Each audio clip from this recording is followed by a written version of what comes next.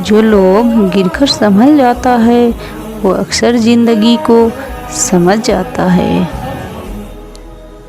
सब कुछ टूट जाए पर वो भरोसा ना टूटे जो आपने किसी पर अपने आप से ज़्यादा किया हो।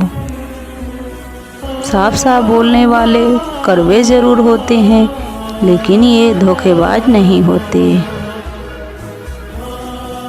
जब तक खुद काबिल ना हो जाओ, दूसरों को सलाह न दिया करो।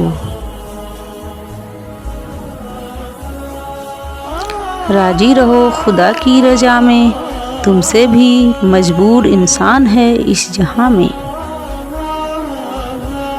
अपने बुरे वक्त का भी शुक्रिया अदा कीजिए, क्योंकि उसी ने आपको मजबूत बनाया है।